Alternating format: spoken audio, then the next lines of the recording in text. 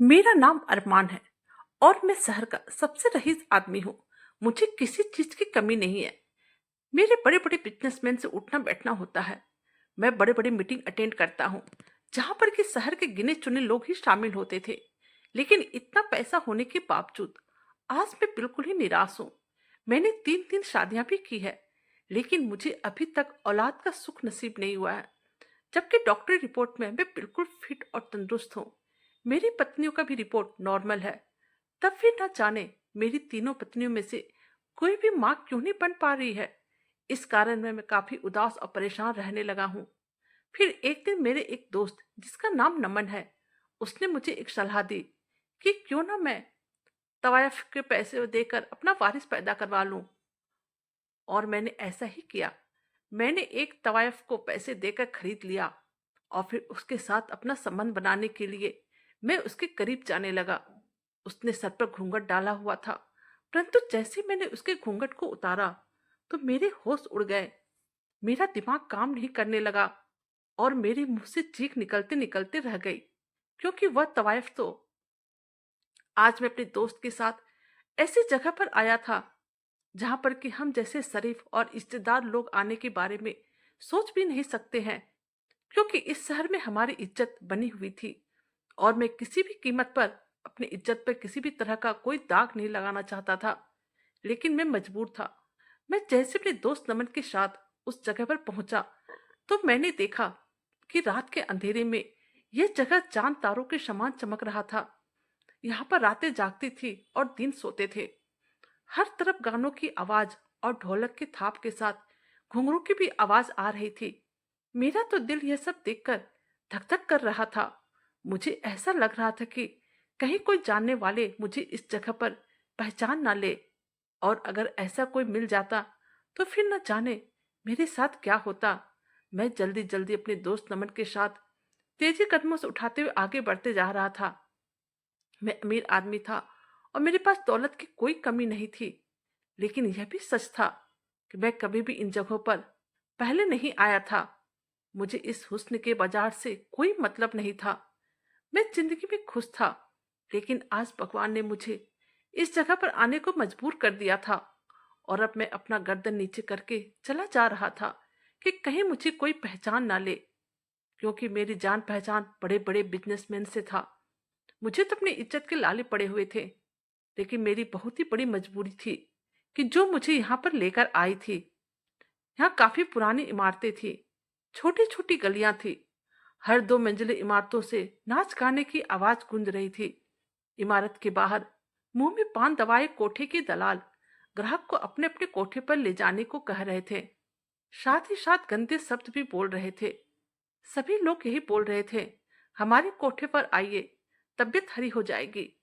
यह सब बातें सुनकर डर और शर्म से मेरा चेहरा लाल हो गया था, क्योंकि आज तक मैंने कभी भी जीवन में ऐसी बात ना सुना था, ना ही किसी को बोला था। सभी दलाल लोग ऐसी ही बातें कर रहे थे जैसे कि वह लोग अपने कोई बहुमूल्य चीज को बेचने के लिए ग्राहक को अपनी तरफ आकर्षित करने की कोशिश कर रहे थे। क्या औरत सच में इतनी सस्ती चीज है कि कोई भी जब चाहे उसकी कीमत लगा सकता है? फिलहाल मैं दिल ही दिल में दोस्त की बात मानकर बहुत ही पछता रहा था। मैं सोच रहा था मुझे यहाँ आना ही नहीं चाहिए था। यहाँ पर आकर मैंने बहुत बड़ी गलती कर दी थी। मेरा दिल चाह रहा था मैं अभी के अभी यहाँ से वापस चला जाऊं, लेकिन मैं चाहकर भी नहीं जा सकता था, क्योंकि मैं बहुत ही मजबूर था। अब एक कोठे के पास आकर मेरा दोस्त रुक गया। इससे पहले कि मैं उसे कुछ कहता, वह मेरा हाथ पकड़कर सीढ़ियों पर चढ़ने लगा। सीढ़ियों को पार करते हुए जैसे मैं उस बड़े से हॉल में दाखिल हुआ, मेरी नाक भी एक अजीब सी बदबू गई, जिस कारण मेरा मन अजीब सा होने लगा। फिर मैंने देखा कि उस हॉल में एक सफेद सी चादर बिछी हुई थी। सामने उस सफेद सी चादर पर लाल कलर के तकियों पर टेक लगाए हुए एक शौकीन एक लड़की के डांस को देख रहा था। वह लड़की पाँव में घुंघरू पहने नाच रही थी। सामने एक कोने पर हारमोनियम और ढोलक वाले बैठे थे, जो अपने ही धुन में ढोलक बजाए जा रहे थे। मुझे तो यहाँ का माहौल देखकर बहुत ही डर लग रहा था और मुझे एक जरा भी अच्छा नहीं लग रहा था। मैंने अपने दोस्त से कहा, चलो यहाँ से, मुझे अब यहाँ पर एक पल भी नहीं रहना है और ना ही किसी से बात करनी है।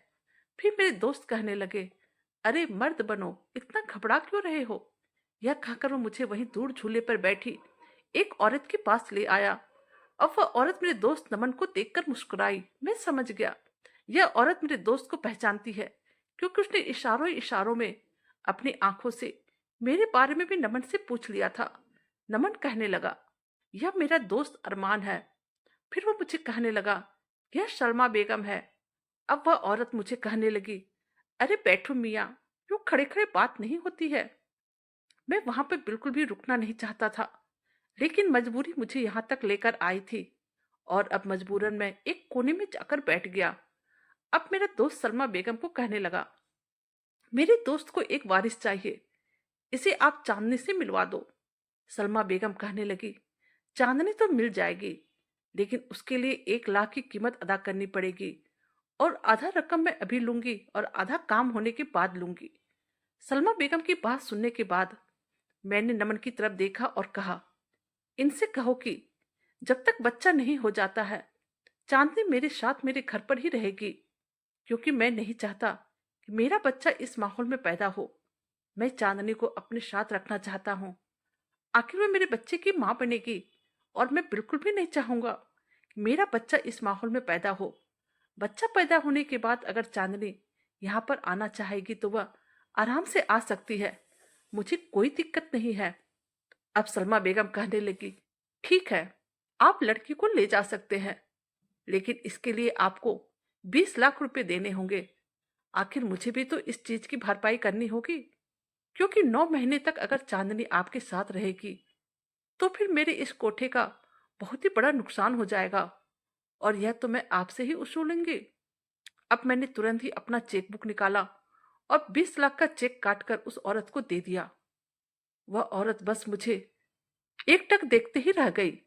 पैसों की तो मेरे पास कोई समस्या नहीं थी। सलमा बेगम 20 लाख का चेक देखकर एकदम से मुस्कुराने लगी थी। उसकी आंखें फटी की फटी रह गई थी। फिर उसने एक लड़की को बुलाया और कहा कि चांदनी के लिए ग्राहक आया है और यह उसे अपने साथ ले जाना चाहता है, तुम जाकर उसे तैयार करो। इससे पहले कि वह लड़की कोई आज्ञा मानती, मैंने कहा कि पहले मैं लड़की को देखना चाहता हूँ और लड़की खूबसूरत होनी चाहिए, क्योंकि मुझे अपना बच्चा बहुत ही खूबसूरत चाहिए। मेरी बात सुनकर वह जोर से ठाका लगाकर हंसने लगी और कहा, जाकर देख लो, होश न उड़ जाए तो कहना। जा चमेली, साहब को चांदनी का दीदार करवा दे। वह लड़की जो सलमा बेगम का हुक्म मान रही थी, उसका नाम चमेली था। अब चमेली मुझे कहने लगी, साहब खड़े क्यों हो, चलो मेरे साथ। मैं अब चमेली के पीछे पीछे जाने लगा। फिर चमेली मुझे कमरे के बाहर छोड़कर चली गई। आज पहली बार मेरा दिल हद से अधिक धड़क रहा था। बस एक वारिस की चाहत ने मुझे यहाँ पर लाकर खड़ा कर दिया था। ऐसे हालात तो मेरे कभी अपनी बीबियों के कमरे में जाते हुए भी नहीं हुई थी। मेरा दिल इसलिए इतनी जोर से धड़क रहा था, शायद मैं आज कोई नाजायज काम करने जा रहा था, लेकिन मैं इसे नाजायज नहीं मान रहा था, क्योंकि मैं किसी के साथ जबरदस्ती नहीं कर रहा था, बल्कि उसकी मर्जी से उसके साथ ये सब करने वाला था। अब मैंने कमरे का दरवाजा खटखटाया। उसने कहा, कौन है, अंदर आ जाओ। दरवाजा खुला हुआ था। मैं अंदर आ गया और अंदर आने के बाद मैंने देखा एक लड़की घूंघट डाले हुए वहीं बेड पर बैठी हुई थी। मैंने बड़ी मुश्किल से उसे देखा और फिर मैंने कमरे का दरवाजा बंद किया और जाकर उसके पास बैठ गया। मैंने अभी तक उसका चेहरा नहीं देखा था, क्योंकि उसने एक लंबा सा घूंघट अपने चेहरे पर ओढ़ रखा था। मैं उसके सामने जाकर बैठ गया, लेकिन खुद में इतनी हिम्मत नहीं हो पा रही थी कि उसकी तरफ देखूं। शायद मेरा जमीर इस बात की इजाजत नहीं दे रहा था, और वह इसलिए कि मैंने आज तक कोई गुनाह नहीं किया था। जब मुझे यूं चुपचाप देखा तो वो लड़की कहने लगी, क्या बात है साहब, पूरी रात क्या ऐसे ही बैठे रहोगे? उस लड़की की आवाज ने मुझे चौंका दिया। मैंने बड़ी मुश्किल से उसकी तरफ देखा, जो मेरे लिए बिल्कुल गैर औरत थी। मैं इसकी कीमत दे चुका था और अब मैंने बड़ी ही मुश्किलों से अपने हाथों से उसका घूंघट उठाया और जैसे उसके चेहरे की तरफ देखा, मेरे होश उड़ गए। मेरा दिमाग काम नहीं करने लगा और मेरे मुंह से चीख। मैं दौलतमंद और अमीर आदमी था, बाप दादा के करोड़ों की जायदाद का इकलौता वारिस था। लेकिन मैं इतना बदनसीब था कि तीन तीन शादियां होने के बावजूद मैं अपने खानदान को वारिस नहीं दे पाया था। मैं खानदानी रईस था और मेरी पहली शादी मेरे माँ पापा की पसंद से हुई थी। मेरी शादी को जब 10 साल हो गए और मेरी कोई औलाद नहीं हुई तो मैंने अपनी पत्नी का बहुत ही इलाज करवाया। न जाने शहर के कितने बड़े बड़े डॉक्टर से दिखाया, लेकिन मुझे अभी बाप बनने का सुख ना मिला था। मैंने अपना और अपनी पत्नी का पूरा चेकअप करवाया था। सभी कुछ सही था, परंतु फिर भी पता नहीं भगवान ने मुझे इस अनमोल धन से क्यों अछूत रखा था। फिर शादी के 10 साल बीत जाने के बाद मैंने दूसरी शादी की, क्योंकि मुझे किसी भी कीमत पर बच्चा चाहिए था जो कि मेरे इस खानदान को आगे ले जाता। जब मैं अपनी पहली पत्नी नंदनी से दूसरी शादी के बारे में बात की, वह बहुत ही रोई, लेकिन फिर उसने शादी की परमिशन दे दी और फिर मैंने दूसरी शादी कर ली। लेकिन दूसरी शादी करने के बाद भी मैं जब फिर से बाप न बन पाया तो मैंने अब दोनों पत्नी की रजामंदी से तीसरी शादी कर ली। और फिर देखते ही देखते मैंने अपनी तीनों पत्नियों के साथ 26 साल शादीशुदा जिंदगी बिताई, लेकिन मेरी कोई औलाद नहीं हुई। मैंने सारी बीवियों का बहुत ही अच्छे से इलाज करवाया, लेकिन इत्तेफाक से तीनों के तीनों को बांझ का ही नाम मिला। मैंने तो उन्हें कुछ नहीं कहा, क्योंकि मैं अपनी बीवियों से बहुत ही ज्यादा प्यार करता हूँ। परंतु यह समाज उन्हें मेरी पत्नियों को नया नाम खुल्लम खुल्ला दे दिया और मैं उन्हें मना भी नहीं कर सका, क्योंकि आप एक का मुंह बंद करवाओगे, दो का मुंह बंद करवाओगे, लेकिन जब पूरा समाज आपके पीछे पड़ जाए तब आप किस किस का मुंह बंद करवाओगे। और फिर यही मेरी और मेरी पत्नियों के साथ हो रहा था। अब मेरी उम्र 50 साल हो गई थी और मैं अपनी पत्नियों का इलाज करवा करवा कर थक चुका था। ना जाने क्या समस्या थी, हर बार मेरी रिपोर्ट ठीक आती, परंतु फिर भी मेरी तीनों पत्नियों में से कोई भी मां नहीं बन पा रही थी। मेरा दिल इस बात को स्वीकार नहीं कर पा रहा था कि आखिर मेरे तीनों पत्नियों में कैसी समस्या हो सकती है। एक में समस्या हो सकती है, मैं समझ सकता हूँ, लेकिन बाकी तो उनकी भी तो यही समस्या रही और वह भी पता नहीं किस कारण से मां नहीं बन पाई। अब मैं बच्चों के खातिर चौथी शादी नहीं कर सकता था और ना ही मैं अपनी किसी पत्नी को छोड़ सकता था, क्योंकि मेरी तीनों पत्नियां बहुत ही अच्छी औरत थी और बहुत ही नेक और सज्जन थी और तीनों के तीनों मेरे लिए बहुत ही वफादार थी, जिस कारण से मैं अपनी पत्नियों से बहुत ही प्यार करता था। लेकिन अब मेरी उम्र निकलते जा रही थी और मैं उम्र के जिस हिस्से में पहुंच चुका था वहां आगे बुढ़ापा ही बुढ़ापा था। इसलिए अब तो मुझे जल्द से जल्द अपना वारिस चाहिए था। फिर इस मुसीबत से बाहर निकलने के लिए मैंने अपने दोस्त नमन से बात की, तो उसने मुझे यह रास्ता बता दिया जो सरासर गुनाह था। पहले तो मैंने जल्दी से मना कर दिया और कहा, मैं खानदानी शरीफ इंसान हूँ और एक तवायफ क्यों मेरी वारिस पैदा करेगी। फिर मेरे दोस्त कहने लगा, फिर अपनी उम्र देख लो, बुढ़ापे में तुम कदम रख चुके हो, बस टाइम बीतने के साथ साथ औलाद होने का चांस भी कम हो जाएगा। बात तो मेरा दोस्त सही कह रहा था और मुझे अब किसी भी कीमत पर अपना वारिस चाहिए था। फिर उसने कहा, जो मैं बता रहा हूँ उससे तुम्हें बच्चा भी हो जाएगा और तुम्हें चौथी शादी भी नहीं करनी पड़ेगी। फिर तुम दुनिया को कह देना कि तीनों पत्नियों में से किसी एक को बच्चा हुआ है, किसी को कुछ भी खबर नहीं होगी।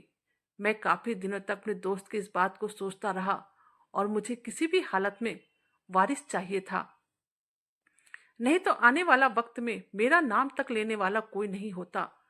पहले तो मेरा जी चाहा कि मैं अपनी पत्नियों से इस बारे में राय लूं और जाहिर सी बात थी वो मुझे कभी भी इस बारे में हाँ नहीं कहती। मैं अब बहुत परेशान हो गया था और दूसरी तरफ मेरी पहली बीबी अब बहुत ही ज्यादा बीमार रहने लगी थी।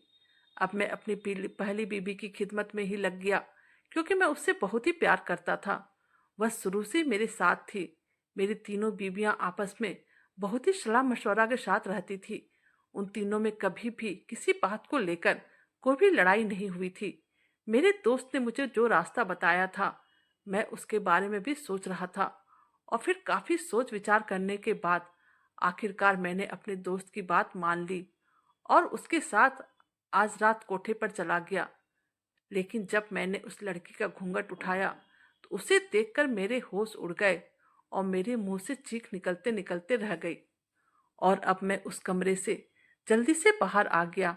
वह लड़की मुझे आवाज देती रह गई, लेकिन वहां मैं बिल्कुल भी नहीं रुका।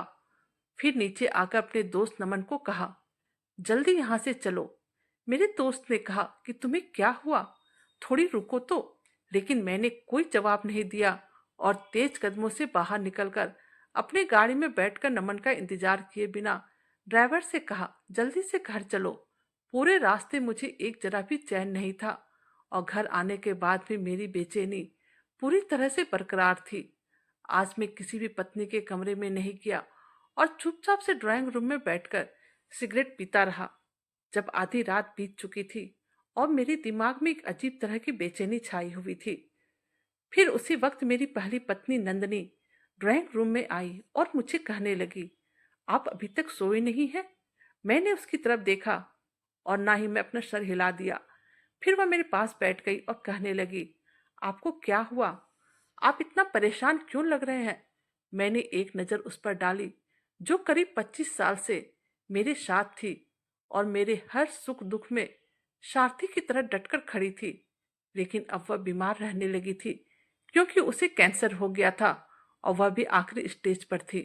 मैंने उसका हाथ थामा और कहा, तुम्हारी तबीयत कैसी है? कहने लगी, मैं ठीक हूँ और अभी इतनी जल्दी मैं आपको छोड़कर जाने वाली नहीं हूँ। मैंने उसे कहा, तुम ऐसी बातें क्यों कर रही हो? तुम्हें तो पता है कि तुम्हारे बिना मैं कितना अधूरा हूँ। तुमने मेरे हर सुख दुख में मेरा साथ दिया है। मेरी बात सुनकर उसकी आंखों में आंसू आ गए। मैं समझ चुका था और मैं जानता भी था वह अब थोड़े ही दिन की मेहमान है, इसलिए अब मैं अधिक से अधिक समय उसी के साथ बिताता था।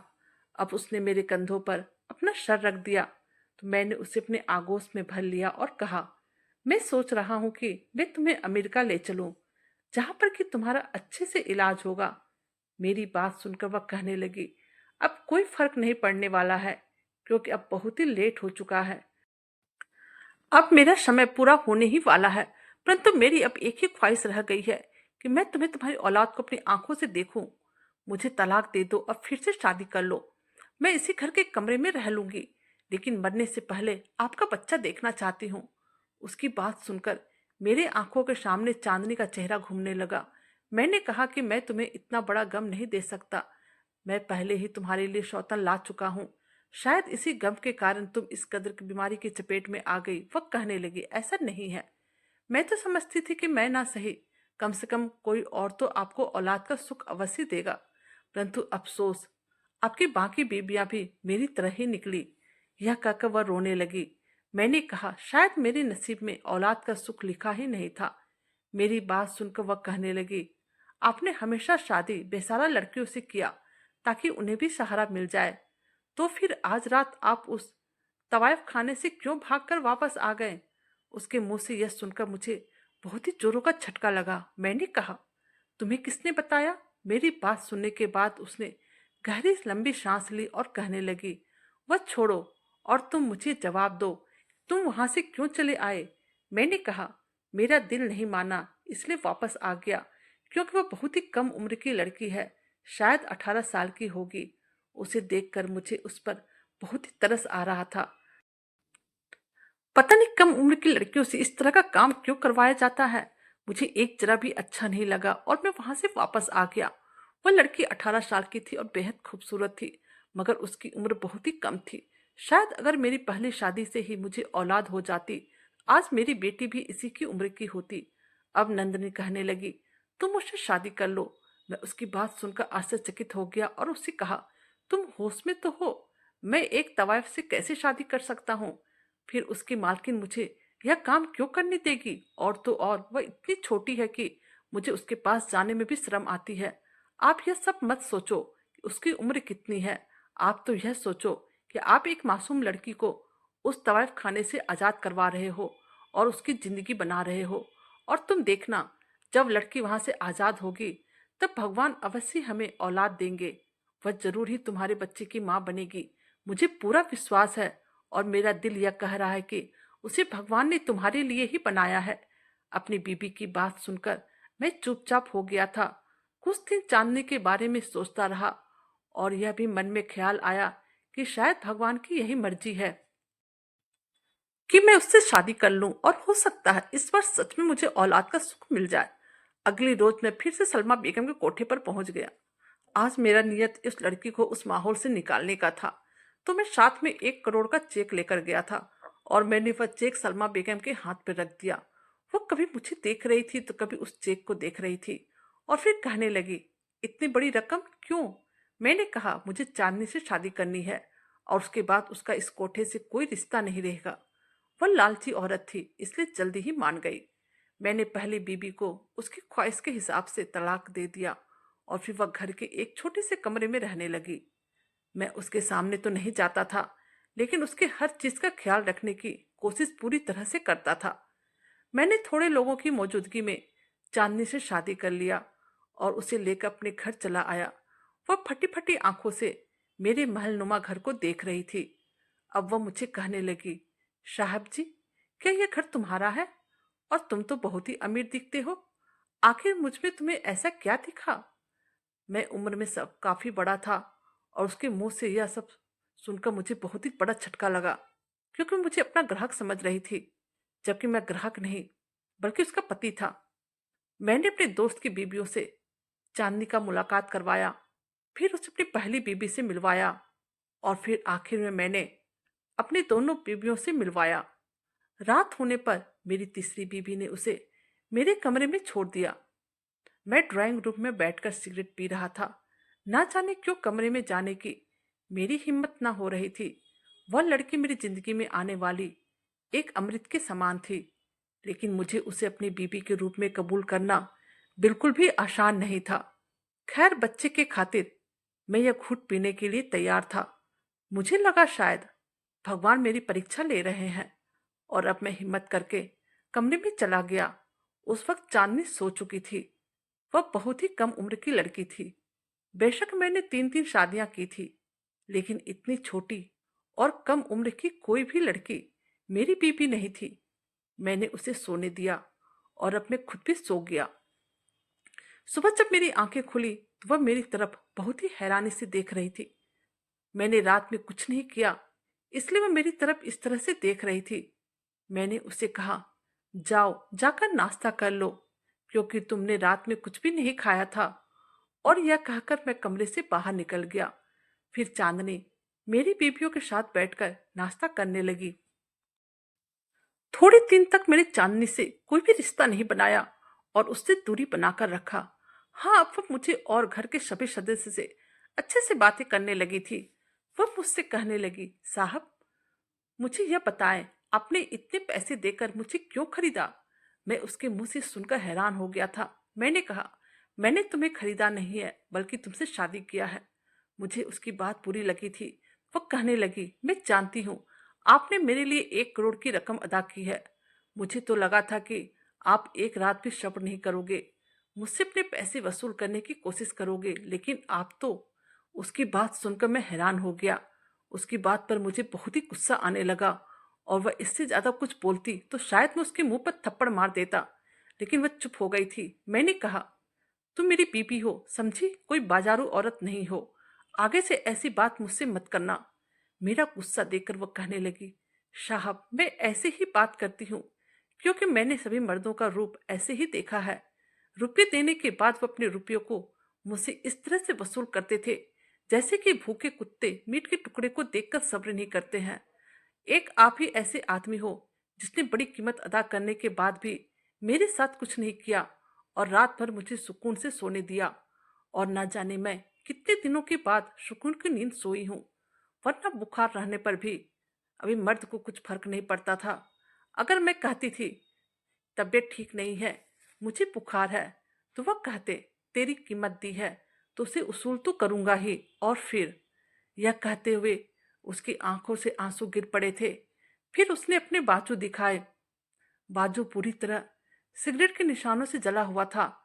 ऐसी हैवानियत देखकर मैंने जोर से अपनी आंखें बंद कर ली तो वह कहने लगी, देखो साहब, यह सब करते थे मेरे साथ।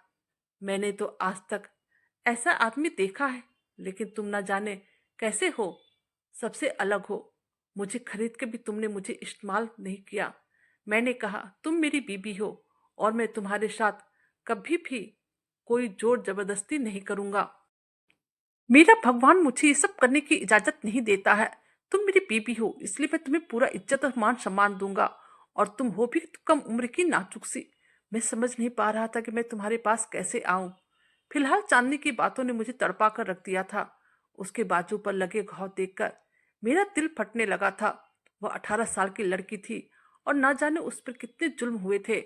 लेकिन अब यहाँ पर रहते रहते समय के साथ साथ चांदनी का हर जख्म भरने लगा था, और वह हर वक्त कहती थी कि आपने मुझे गलत कामों से बचा लिया और आपने मेरे साथ शादी करके मुझे एक नई जिंदगी दी है। अब धीरे धीरे उसकी जुबान भी ठीक हो गई और वह बहुत ही अदब से बातें करने लगी। फिर मेरी शादी के थोड़े महीने बाद ही मुझे वह खुशखबरी मिल गई थी जिसके लिए मैंने बहुत ही दुआएं की थी। चांदनी अब माँ बनने वाली थी और मुझे तो अपने कानों पर यकीन ही नहीं आ रहा था। मैंने भगवान का शुक्रिया अदा किया और पूरे 9 महीने तक मैं चांदनी का बहुत ही ख्याल रखा। उसे मैंने बिस्तर से उतरने तक ना दिया। और आज डिलीवरी का जब टाइम आया तब मैं लेबर रूम के बाहर बहुत ही बेचैनी से चक्कर काट रहा था। तब लेडीज डॉक्टर आई, लेकिन वह बेहद ही परेशान लग रही थी। मुझे कहने लगी, आपकी बीबी की हालत ठीक नहीं है। या तो हम माँ को बचा सकते हैं या फिर बच्चे को। यह सुनकर तो मेरे होश उड़ गए थे। मुझे इतने सालों बाद औलाद की खुशी मिल रही थी, लेकिन मेरे सामने एक ऐसी मुसीबत आ खड़ी हुई थी। भगवान मुझे दो राहों पर लाकर खड़े कर दिए थे। मैं बता नहीं सकता हूँ उस वक्त मेरी क्या हालत हुई थी। मैंने अपनी आंखें बंद की और भगवान को याद करते हुए डॉक्टर से यही कहा, आप मेरी बीबी को बचा लीजिए, और अगर भगवान चाहेंगे तो वह मेरे बच्चे को अवश्य ही बचाएंगे। लेडीज डॉक्टर अंदर चली गई और मेरी आंखों में आंसू बहने लगे। मैं मानता हूं कि मेरी पहले से 3 पत्नियां थी, लेकिन मैं अपनी ख्वाहिश के लिए किसी की जान लेने के बारे में सोच भी नहीं सकता था। मैं बस रोए जा रहा था क्योंकि मेरे आंसू रुक ही नहीं रहे थे। फिर कुछ देर के बाद लेडीज डॉक्टर ऑपरेशन थिएटर से बाहर निकली और कहने लगी, आपकी बीबी और आपका बेटा दोनों ही खतरे से बाहर है। यह सुनकर मुझे हैरत का झटका लगा और मैं हद से ज्यादा खुश हुआ। मैंने भगवान को हाथ जोड़कर शुक्रिया अदा किया। भगवान ने मुझे मेरे सब्र का फल दे दिया था। और अब जब नर्स ने मेरे हाथों में मेरे बेटे को डाला तो उसे सीने से लगाकर मैं फूट फूट कर रोने लगा। मेरे भगवान ने मुझे सब्र का बेहतरीन इनाम दिया था। आज मुझे समझ में आ गया था कि भगवान आपकी परीक्षा लेते हैं, और सच में इस परीक्षा में वही सफल हो पाते हैं जिसमें सब्र करने की क्षमता हो। दोस्तों, आज की कहानी कैसी लगी प्लीज कमेंट करके बताइएगा। अगर आप हमारे चैनल पर नए हैं, हमारे वीडियो को लाइक, सब्सक्राइब और शेयर कीजिएगा, और प्लीज अपना सपोर्ट भी बनाए रखिएगा। Thank you.